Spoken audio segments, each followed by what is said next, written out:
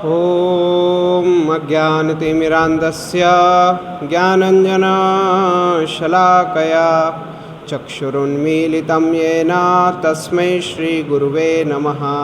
नमो विष्णुपादाय कृष्णपृष्ठाय भूतले श्रीमते भक्तिवेदान्त स्वामिनिति नामिने। नमस्ते सरस्वते देवे गौरवाणी प्रचारिणे निर्विशेषा शून्यवादी पाश्चात्यदेशतारिणे। हे कृष्णा करुणा सिंधु दीनबंधु जगत्पते गोपेश गोपिका कांत राधा कांत नमोस्तुते। तप्त कांचन गौरांगी राधे वृंदावनेश्वरी वृषभानुसुते देवी प्रणमामि हरिप्रिये। वाञ्छाकल्पतरुभ्यश्च कृपा सिन्धुभ्य एव च पतितानां पावनेभ्यो वैष्णवेभ्यो नमो नमः। श्रीकृष्ण चैतन्य प्रभु नित्यानंद श्री अद्वैत गदाधर श्रीवासादि गौर भक्तवृंद। हरे कृष्णा कृष्णा कृष्णा हरे हरे, हरे राम राम राम हरे हरे। सबसे सर्वप्रथम मैं उपस्थित सभी पदाधिकारियों, शिक्षकों और विद्यार्थियों का गीता जयंती के शुभ अवसर पर हार्दिक स्वागत एवं अभिनंदन करता हूँ। आज का दिन हम सभी मनुष्यों के लिए अत्यंत ही महत्वपूर्ण दिवस है। क्यों महत्वपूर्ण दिवस है? क्योंकि आज ही के दिन भगवान ने कुरुक्षेत्र के युद्ध स्थल में अर्जुन को भगवत गीता का ज्ञान प्रदान किया था। दरअसल हम देखते हैं कि सृष्टि के प्रारंभ में जब इस सृष्टि का निर्माण होता है तब भगवान श्री कृष्ण भुवन भास्कर भगवान सूर्य को इस भगवत गीता का ज्ञान देते हैं, जो कि ग्रहों के राजा हैं।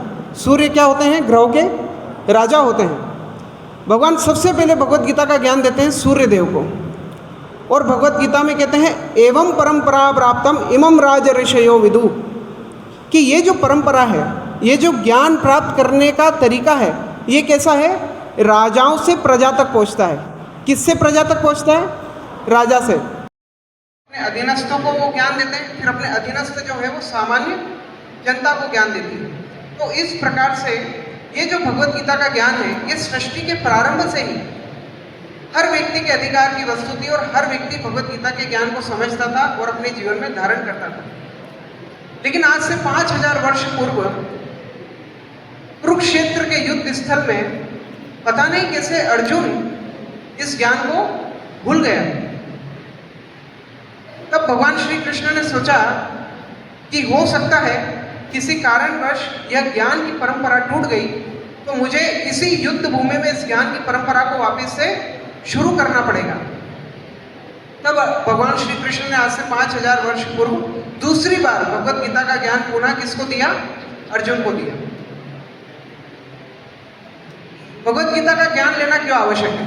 हम देखते हैं कि ये जो शरीर रूपी यंत्र है, सभी का शरीर है, ये एक यंत्र के समान है। क्या हमको अपने शरीर के बारे में जानकारी है? जैसे कि हम भोजन करते हैं तो कैसे पचता है, कुछ पता चलता है? नाखून कैसे बढ़ते हैं, बाल कैसे बढ़ते हैं, नींद कैसे आ जाती है, कुछ पता चलता है?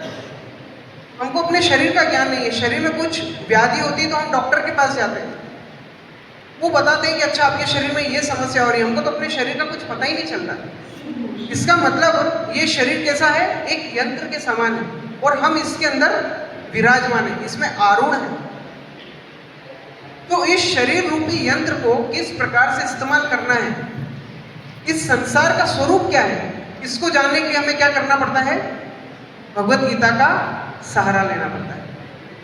जैसे कि जब कोई भी हम मशीन खरीदते हैं, कोई भी ऐसी मशीन जिसके बारे में आपको कोई ज्ञान नहीं है, तो आप सबसे पहले क्या करते हैं? उस मशीन को लाते हैं, प्लग में लगाते हैं, चालू करते हैं, स्टार्ट बटन दबाते हैं, या सबसे पहले बुक पढ़ते हैं? क्या करते हैं?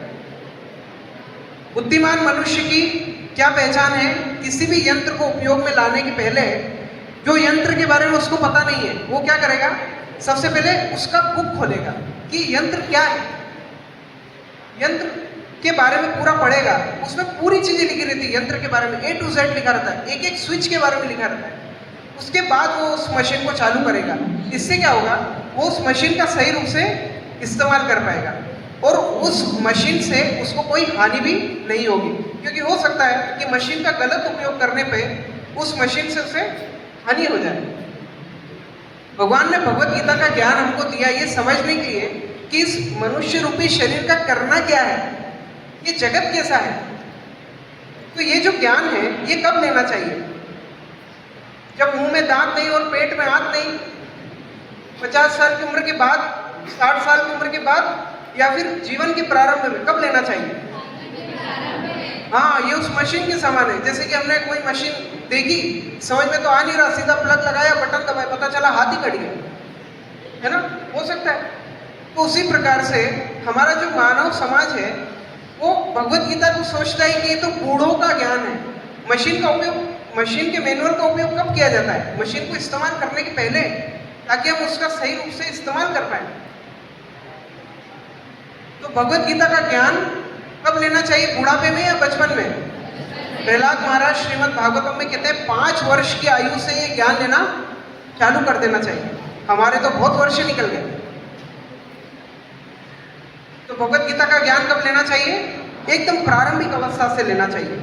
अच्छा, कोई सोच सकता है कि हमारी तो स्थिति बहुत खराब है, हम तो ग्रस्त हैं, हम तो इतने दुनियादारी में फंसे हुए हैं, हमारे पास काम की इतनी लिस्ट है कि आज से काम करना चालू करें तो जीवन भर भी खत्म नहीं होता है। किसी बूढ़े व्यक्ति से पूछो कि आपका क्या हाल चाल है, तो बोलता है बस ये 2 काम और बचे, उसके बाद हम भजन करेंगे, बस ये एक केस बचा है, ये बेटे की हमारी शादी नहीं हो रही है, ये वाला बस ये काम निपट जाए, इसके बाद हम शांति से रहेंगे। मतलब सोचो 50-60 साल की उम्र तक भी उनको शांति नहीं है, वो सोचते बस ये एक आध काम और निपट जाए तो हम शांति में हो जाएंगे। तो हमको लगता है इतना व्यस्त जीवन और हमारे पास भगवत गीता के लिए समय कहाँ है।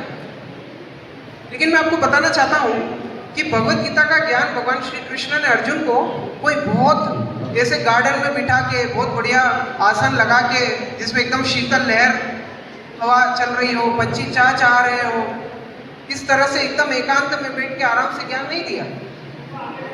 ना अर्जुन कोई ब्रह्मचारी था ना सन्यासी था। अर्जुन कोई ब्रह्मचारी नहीं थे, अर्जुन सन्यासी भी नहीं थे। अर्जुन कौन थे, ग्रस्त थे। तो कोई बहाना नहीं कर सकता है कि हम भगवत गीता का ज्ञान तो नहीं लेंगे क्योंकि ये तो महात्माओं का ज्ञान है, हम तो ग्रस्त हैं। अर्जुन कौन था, अर्जुन तो ग्रस्त था। कोई व्यक्ति सोच सकता है मैं तो परिवार में इतना फंसा हुआ हूं, मेरे परिवार में इतना कलह चल रहा है, दिन भर दिमाग खराब रहता है, कैसे भगवत गीता पढ़ेंगे। अब सोचो अर्जुन का तो पूरा परिवार ही युद्ध क्षेत्र में है। अर्जुन का पूरा परिवार कहां पर है, युद्ध की भूमि में है। तो अर्जुन के लिए कितनी विकट परिस्थिति है। एक तो वो ग्रस्त है, दूसरी चीज पूरा परिवार लड़ रहा है। पूरा परिवार कहां खड़ा है, अभी युद्ध के मैदान में खड़ा है। और शंख भी बज चुके हैं। शंख बजना समझते हो, शंख बजने का मतलब होता है कि युद्ध प्रारंभ हुआ, शंख बज चुका है। और अर्जुन के पास जो सेना है वो कौरवों से कम है। अगर भौतिक दृष्टिकोण से देखा जाए तो अर्जुन कम शक्तिशाली प्रतीत होता है कौरवों के सामने। तो अर्जुन कितनी विकट परिस्थिति में, एक तो ग्रस्त है, दूसरी चीज परिवार में कलह चल रहा है, तीसरी चीज युद्ध की भूमि में खड़ा है, चौथी चीज शंख भी बज चुका है। एक और बात, जब आप श्रीमद् भगवत गीता का अध्ययन करोगे तो आपको समझ में आएगा पहले अध्याय का पाठ करके कि अर्जुन की तबीयत भी ठीक नहीं है। अर्जुन बोल रहा है मेरे को चक्कर आ रहे हैं, गांडी मेरे हाथ से छूटा चला जा रहा है, मतलब तबीयत भी सही नहीं है। ऐसे में अर्जुन को भगवान क्या शिक्षा दे रहे हैं, भगवत गीता की शिक्षा दे रहे हैं। हमको लगता है भगवत गीता हम तब समझेंगे जब शरीर एकदम निरोगी, मन एकदम स्थिर, परिवार में सब खुशहाल माहौल, पैसा अथाह, इस तरह से हम कुछ प्लानिंग करते हैं कि ये सब होने के बाद हम भगवत गीता का ज्ञान अपने जीवन में धारण करेंगे। लेकिन देखो अर्जुन की परिस्थिति क्या है। हमारे जीवन में कभी ऐसी परिस्थिति नहीं आएगी कि पूरा परिवार युद्ध की भूमि में खड़ा और किसी भी क्षण तीर लग के हमारी छाती के अंदर घुस जाएगा। ऐसी परिस्थिति हमारी कभी नहीं होगी। अर्जुन की तो 3-3, 4-4 पत्नियां भी नहीं है। आप जब महाभारत का अध्ययन करोगे तो जो ग्रस्त है अभी तो सबकी लगभग एक ही पत्नियां हैं, तो उसके ऊपर तो उधर से भी लोड ज्यादा है। तो अर्जुन जैसे व्यक्ति को भगवान चुन रहे हैं भगवत गीता का ज्ञान देने के लिए, और स्थल क्या है? युद्ध भूमि। हमारा भी जीवन युद्ध भूमि से कम नहीं है। पढ़ाई का टेंशन, परीक्षा आने वाली है, और सोशल मीडिया पर स्टेटस, हमसे कोई आगे ना निकल जाए, हमारी नौकरी लगेगी कि नहीं लगेगी, दुनिया भर का टेंशन हमको भी है, अर्जुन को भी था। इसका मतलब है कि जोड़ एकदम बराबर लग रहा है। तो अर्जुन और हमारी स्थिति लगभग एक जैसी लग रही है, क्योंकि युद्ध क्षेत्र में वो भी और हम भी हमारे जीवन के युद्ध क्षेत्र में। ऐसे में भगवान कृष्ण अर्जुन को क्या कर रहे हैं?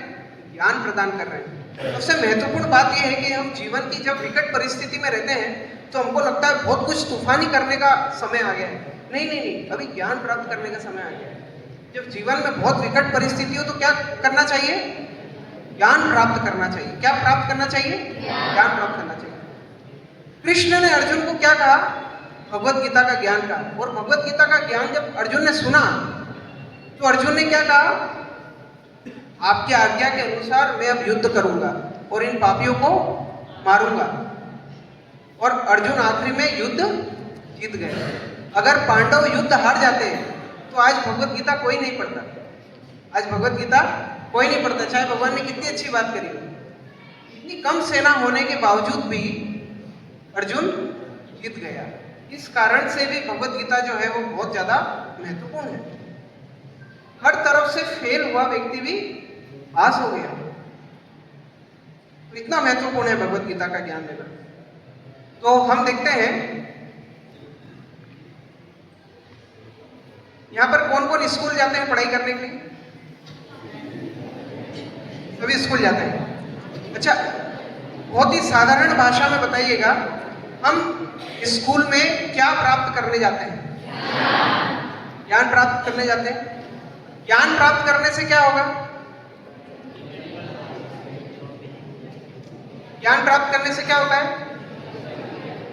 थोड़ा कंफ्यूजन है। ज्ञान प्राप्त करने से हम सुखी होते हैं। क्या होता है? ज्ञान प्राप्त करने से हम सुखी होते हैं। जैसे कि बच्चे को हाथ में चाकू नहीं दिया जाता। क्यों? क्योंकि अज्ञानी है, काट लेगा, दुख होगा फिर उसको। ज्ञान क्यों प्राप्त किया जाता है? ताकि हमें सुख प्राप्त हो। हम स्कूल क्यों जाते हैं? ज्ञान प्राप्त करने के लिए। अच्छा, ये बताइए, सभी मनुष्यों के जीवन का लक्ष्य अलग अलग है या एक ही है? मनुष्यों के जीवन का लक्ष्य एक है या अलग अलग है? कोई इंजीनियर बनना चाहता है, कोई डॉक्टर बनना चाहता है, कोई चार्टर्ड अकाउंटेंट बनना चाहता है, कोई एसडीएम बनना चाहता है, कोई क्या बनना चाहता है, कोई क्या बनना चाहता है। तो जीवन का लक्ष्य एक है या अलग अलग है? नहीं, सभी के जीवन का लक्ष्य एक है। वो क्या है? सुखी होना। सभी मनुष्यों के जीवन का लक्ष्य क्या है? सुखी होना। क्योंकि व्यक्ति को लगता है कि मैं डॉक्टर की पढ़ाई करूंगा ना तो मैं आगे जाके क्या होऊंगा? सुखी हो जाऊंगा। मैं इंजीनियर बनूंगा तो मैं क्या होऊंगा? आगे जाके सुखी हो जाऊंगा। मैं चार्टर्ड अकाउंटेंट बन जाऊंगा तो मैं आगे जाके सुखी हो जाऊंगा। सभी का लक्ष्य एक ही है। क्या है? अच्छा, हमारे दिमाग में क्या है कि हम स्कूल जाएंगे, स्कूल जाके नौकरी लगेगी, नौकरी से पैसा आएगा और पैसे से सुख आएगा। ये हमारा एक मंतव्य है कि इस तरह से स्कूल जाएंगे, नौकरी करेंगे, पैसा आएगा और पैसे से ही क्या आएगा? सुख आएगा। क्योंकि पैसा प्राप्त करके मैं रईस बन जाऊंगा। क्या बन जाऊंगा? अगर भगवान आपको वरदान दे कि हम आपको दुनिया का सबसे अमीर व्यक्ति बनाते हैं, लेकिन साथ में 4th स्टेज का कैंसर भी देंगे, कौन कौन मानने के लिए तैयार है? दुनिया का सबसे रईस व्यक्ति बनाएंगे, लेकिन साथ में 4th स्टेज का कैंसर भी आपको मिलेगा, जो आपको बहुत दर्द देगा, बहुत पीड़ा देगा, कीड़े पड़ेंगे उसमें। बताओ कौन लेना चाहेगा? इसका मतलब पैसा होते हुए भी अगर हमारे जीवन में दुख होगा तो वो पैसा कोई काम का नहीं होगा। हम देखते हैं बड़े बड़े लोगों की खबर आती है हमारे पास कि वो इतना बड़ा व्यक्ति, उसके इतने बढ़िया बंगले में, इतने बढ़िया कमरे में, इतने बढ़िया पंखे पर फर्स्ट क्लास रस्सी लगा के लटक गए। ऐसी खबर आती है ना, बड़े बड़े लोगों की खबर आती है। हमको ऐसा लगता है कि वो जीवन में सक्सेसफुल थे, क्योंकि लोग उनको जानते थे। सोशल मीडिया पर उनके इतने फॉलोवर थे, यूट्यूब पर इतने फॉलोवर थे, इतने करोड़ों की संपत्ति थी, इतनी कारें थी, इतने बंगले थे। हमको लगता है कितना सक्सेसफुल व्यक्ति। नहीं नहीं नहीं, सक्सेस की एक ही डेफिनेशन है, जो सुखी है वो सक्सेसफुल है। यही सक्सेस की डेफिनेशन, और कुछ नहीं है। तो मैं जो आपसे प्रश्न पूछ रहा था कि हम सभी के जीवन का लक्ष्य अलग अलग है या एक है? एक है। क्या है? अच्छा, अगर ऐसा नहीं हुआ तो क्या होगा? अगर मान लो जीवन भर मेहनत किया, बचपन से लेके 55 तक रगड़ गाड़ी एकदम एक के पीछे एक class, first class, second class, third class, fourth, 10th board, 12th board, college किया, PhD किया, नौकरी किया, सब किया, आखिर में देख रहा है मैं तो दुखी का दुखी जो। तो इसका मतलब क्या हुआ कि सब मेहनत बेकार हो गई। हमारे शास्त्रों में एक शब्द आता है, उसका नाम होता है योग। क्या होता है? योग। जैसे कि मान लीजिए किसी व्यक्ति को गर्मी लग रही है, किसी व्यक्ति को गर्मी लग रही है, तो वो क्या करता है? AC के साथ अपना योग कर लेता है, तो उसका क्या होता है? दुख चले जाता है। जब व्यक्ति को गर्मी लगती है तो किसके साथ संबंध बनाता है? योग, AC के साथ। इसे योग कहते हैं। तो उसका क्या होता है? ये दुख चले जाता है। अगर गर्मी लगने पर व्यक्ति भट्टी के पास जाएगा तो क्या होगा? दुख उसका बढ़ जाएगा। तो मैं वापस अपने क्वेश्चन पे आता हूं, क्या हम ज्ञान प्राप्त कर रहे हैं? हाँ, हम क्या कर रहे हैं? ज्ञान प्राप्त कर रहे हैं। ज्ञान प्राप्त करने से सुख होता है या दुख होता है? सुख होता है। तो आज के जो समाज में सबसे ज्यादा शिक्षित व्यक्ति है या अशिक्षित व्यक्ति है? शिक्षित व्यक्ति है, क्योंकि अभी अभी हमारा पूरा मॉड्यूल बहुत चेंज हो चुका है। अभी के समय में ज्यादातर लोग क्या हैं? शिक्षित हैं। तो आज के समय में ज्यादातर लोग सुखी हैं या दुखी हैं? आज के समय में आप अपने घर का एक बार एक छोटा सा शॉर्ट्स याद करो, घर में क्या चलता है, और फिर मेरे को जवाब देना कि ज्यादातर घरों में ज्यादातर लोग सुखी हैं या दुखी हैं? दुखी हैं। तो ज्ञान से तो सुख आता है। ज्ञान से क्या आता है?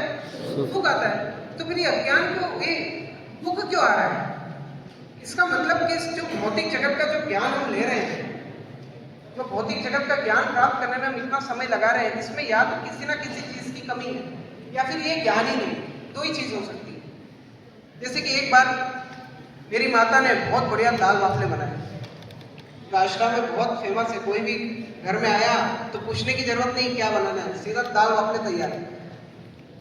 एक बार हमारी माता ने बढ़िया दाल बाफले बनाए, हमने जैसे ही पेला और खाया, हमने कहा तो बढ़िया, अच्छा नहीं लग रहा है, बेकार बनाया। तो हमारी माता ने कहा कि भैया इसमें थोड़ा सा नमक कम है। उन्होंने जैसे ही थोड़ा सा NaCl डाला, नमक डाला, और मैंने टेस्ट किया, मैंने कहा अरे ये तो लाजवाब है। इसका मतलब पूरा सही सर्ट बना था, सिर्फ एक नमक की कमी थी उसमें, जिसके कारण से वो बेकार लग रहा था। उसी प्रकार से ये जो हम भौतिक ज्ञान प्राप्त कर रहे हैं, इसमें एक चीज की कमी जिसके कारण ये हमको दुख प्रदान कर रहा है, वो कमी क्या है? वो कमी है आध्यात्मिक ज्ञान की। किसकी कमी है? आध्यात्मिक ज्ञान। जैसे मान लो कोई आपको कहे कि आज मैं आपको दान दूंगा, चेक, आप खुश हो जाओगे, अरे वाह चेक मिलेगा, और 1 जीरो लगाए, 2 जीरो लगाए, 3 जीरो लगाए, 4 जीरो लगाए, आप सोचोगे यार कितना पैसा मिलने वाला है, समझ में नहीं आ रहा है। और आखिरी में आपको दे दे 0 0 लिख के, तो उसकी क्या वैल्यू है? 10 जीरो लिखे, क्या वैल्यू है उसकी? 0, कोई वैल्यू नहीं है। और अगर उस सब जीरो लिखने के बाद व्यक्ति सबसे आगे 1 लगा दे तो करोड़ों अरबों में कीमत हो जाएगी। तो ये जो हम भौतिक ज्ञान प्राप्त कर रहे हैं, ये उस जीरो के समान है। हमारे पास 50 जीरो इकट्ठे, लेकिन कमी सिर्फ वो एक की है, क्योंकि आध्यात्मिक ज्ञान है। क्योंकि हम उससे हीन है, इसलिए 50 जीरो हमारे लिए मूल्यहीन लग रहे हैं। सुख नहीं मिल रहा है 50 जीरो को देख करके हम, क्योंकि 1 नहीं है ना, जिसके पास 1 है वो सुखी है। तो 1 क्या है? वो 1 है आध्यात्मिक ज्ञान। तो जब तक आध्यात्मिक ज्ञान नहीं है, जब तक ये ज्ञान क्या होगा? हमको दुख प्रदान करेगा।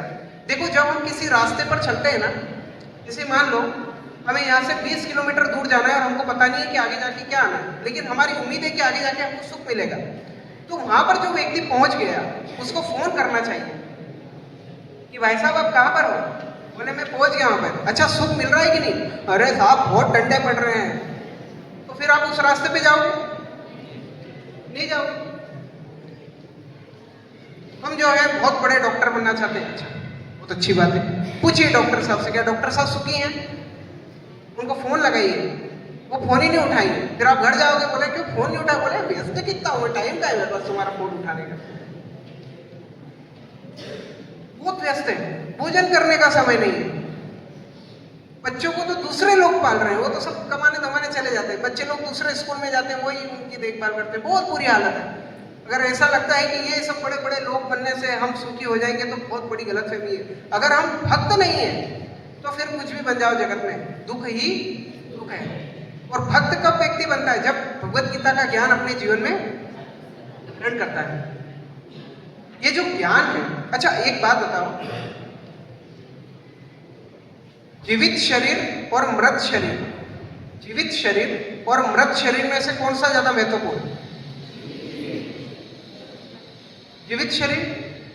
तो जीवित शरीर और मृत शरीर में क्या कॉमन है? कॉमन जीवित शरीर और मृत शरीर में क्या कॉमन है? शरीर कॉमन है, लेकिन शरीर में भी कौन सा ज्यादा महत्वपूर्ण है? जीवित शरीर। इसका मतलब जीवन ने क्या किया, शरीर को वैल्यू दे दी। जब तक शरीर में जीवन नहीं है, जब तक ये शरीर क्या हो रहा है, निरर्थक हो रहा है, कोई काम का नहीं। अभी निपट जाएंगे तो अभी स्वाहा हो जाएंगे। ये जो शरीर है महत्वपूर्ण है, ऐसा नहीं महत्वपूर्ण नहीं, लेकिन इस शरीर को महत्व कौन दे रहा है? जीवन महत्व दे रहा है। जो व्यक्ति कम महत्वपूर्ण चीजों पे अपना जीवन व्यतीत करता है, अपना सारा समय लगाता है कम महत्वपूर्ण चीजों पे, आप उस व्यक्ति को ज्ञानी कहोगे या अज्ञानी कहोगे? जो व्यक्ति कम महत्वपूर्ण चीजों पे अपना पूरा जीवन लगा रहा है, वो व्यक्ति ज्ञानी होगा या अज्ञानी होगा? अज्ञानी होगा। शरीर कम महत्वपूर्ण है, जीवन अधिक महत्वपूर्ण है। अज्ञानी व्यक्ति सुखी होगा या दुखी होगा? अज्ञानी व्यक्ति जो है वो सुखी होगा या दुखी होगा? दुखी होगा। तो यही तो आज के हमारे समाज की हालत है। जीवन का ज्ञान नहीं, शरीर का और शरीर से संबंधित सारी चीजों का ज्ञान है, जीवन का ज्ञान नहीं है। इसलिए हमारी बुरी हालत है। हमको लगता है मैं ऐसा कुछ प्लान करूंगा जिससे कि मैं इस जगत में मिस्टर सुखी हो जाऊंगा। तो मैं आपकी इंफॉर्मेशन के लिए बताना चाहता हूँ, भगवान ने भगवत गीता में कहा दुखालयम अशाश्वतम। ये भौतिक जगत कैसा है? ये दुखालय है। भैया पुस्तकालय में जाके सेव मांगोगे तो नहीं मिलेगी, क्योंकि पुस्तकालय में पुस्तक मिलती है, सेव नहीं मिलती है। भगवान भगवत गीता में बता रहे जगत को मैंने बनाया। किसने बनाया? मैंने बनाया। और इसको कैसा बनाया? दुखालय बनाया, अशाश्वत बनाया। और हमारा प्रयास है कि मैं अपने प्रयास से इसको सुखालय करूंगा। कर नहीं पाओगे। नमक की खदान में कितने अंदर चले जाओ, मिश्री का ढेला मिलने वाला नहीं है। तो जब हम जीवन का ज्ञान प्राप्त करते हैं तो हम सही रूप से जीवन व्यतीत करते हैं। जब हमें जीवन का ये ज्ञान, ये भगवत गीता रूपी ज्ञान अगर हमारे जीवन में नहीं है तो हम बहुत परेशान होने वाले हैं। इसलिए अपने शॉकअप्स सर्विसिंग करा लीजिए और सीट बेल्ट पहन लीजिए अगर ये भगवत गीता का ज्ञान नहीं है तो, क्योंकि बहुत झटके लगने वाले हैं। और जो बुद्धिमान है मैं उनसे निवेदन करता हूँ, आप सभी अपने साथ एक एक भगवत गीता रखिए। मोबाइल तो आपके पास आ जाएगा। अभी हमारी जल्दी ये है कि हम सबके पास एक एक मोबाइल आ जाए ना। स्टूडेंट लाइफ में लगता है कि सबके पास मोबाइल होना चाहिए। नहीं, वो मोबाइल तो बहुत खतरनाक वस्तु है। ये जरूर हम सबके पास एक एक होनी चाहिए और इसको रोज पढ़ना चाहिए। देखो, एक बहुत अच्छा डॉक्टर जो इतने लोगों का जीवन बचाया, इतने लोगों का इलाज किया, दिमाग खराब होने से अपनी पत्नी का मर्डर कर देता है ना, क्योंकि जीवन का ज्ञान नहीं मिला उसको। इतना पढ़ने लिखने के बाद भी गलत डायरेक्शन में चले गया। इसलिए डिग्री कम महत्वपूर्ण है, डायरेक्शन अधिक महत्वपूर्ण है। हाउ टू अर्न ठीक है, हाउ टू लिव ज्यादा महत्वपूर्ण है। तो मैं आप सभी से करबद्ध प्रार्थना करूंगा, कृपया करके इस भगवत गीता रूपी ज्ञान का पान कीजिए और फिर आप देखिए अपने जीवन में आप कितने ऊंचे जाएंगे। ऐसा नहीं है भगवत गीता पढ़ने से कोई महात्मा बन जाता है। अर्जुन युद्ध जीता और युद्ध जीतने के बाद क्या करा उन्होंने? राज्य किया, पूरी दुनिया के छत्रपति सम्राट बने। महाराज युधिष्ठिर बने कि नहीं बने? तो हमको भी इस प्रकार से अगर राजा भी बनना है तो राज ऋषि बनना होगा। लेकिन राज ऋषि बनने का क्या तरीका है? ये भगवत गीता का ज्ञान। तो मैं अपनी वाणी को यहीं पर विराम दूंगा। हरे कृष्णा।